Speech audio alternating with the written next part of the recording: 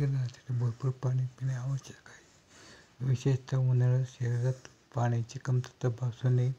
निरोगी राहण्यासाठी आपण दिवसातून किमान 8 ग्लास पाणी प्यायले पाहिजे. उन्हाळ्यात पाण्याच्या कमतरतेमुळे डिहायड्रेशन, उलटे पोटात दुखणे, उलट्या आणि चक्कर येणे यासारख्या समस्या उद्भवू शकतात.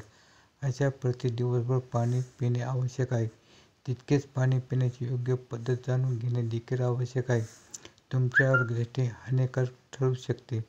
उभे राहून पाणी पिल्याने शरीरात अनेक भागावर वाईट परिणाम होतो. उभे राहून पाणी पिल्याने दुष्परिणाम काय आहेत ते तुम्हाला माहीत आहे का? तर पाहूयात.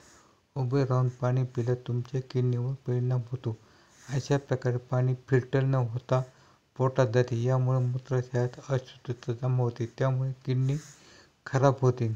जे लोक उभे राहून पाणी पितात त्यांना पचनाशी संबंधित आजार होऊ शकतात. उभं राहून जास्त पाणी पिल्याने जास्त दाबाने पाणी अन्ननलिकेपर्यंत पोहोचते.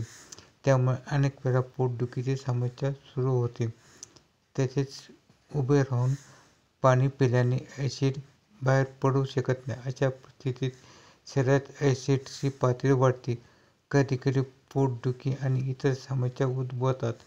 जर तुम्ही बसून पाणी पिल्यानंतर तुम्हाला आम्ल हळूहळू लगेचून बाहेर पडते. म्हणून डॉक्टर नेहमी खाली बसून पाणी पिण्याचा सल्ला देतात. जेव्हा तुम्ही उभे राहून घाईघाईने पाणी पिता तेव्हा नसांवर दबाव पडतो. ज्यामुळे शरीरात तरल पदार्थांचे संतुलन बिघडते आणि टॉक्सिनचे प्रमाण वाढते. या प्रक्रियेत जॉईंटमध्ये तरल पदार्थ जास्त जमा होण्यास धोका असतो. त्यामुळे संधिवात होऊ शकतो आणि हाडांसंबंधित समस्या उद्भवू शकतात. तसेच उभे राहून पाणी पिल्याने पाण्याची आवश्यक पोषक तत्त्व, मिनरल्स आणि व्हिटॅमिन लिव्हर व पचनतंत्रामध्ये योग्य प्रकारे पोहोचत नाहीत. पाणी वेगाने पोटातून निघून जाते. ज्यामुळे फुफ्फुस आणि हृदयाच्या क्रियेवर वाईट प्रभाव पडतो. कारण असे केल्याने ऑक्सिजनचे प्रमाण प्रभावित होते. तसेच उभं राहून पाणी पिल्याने पचनासंबंधी नकारात्मक प्रभाव पडतो. जेव्हा पाणी वेगाने अन्ननलिकेतून पोटात पोहोचते तेव्हा ते नुकसानदायक ठरते. ढासाढासा पाणी पिल्यानंतर नसांवर दबाव पडतो. त्यामुळे तरल पदार्थांचे संतुलन बिघडते.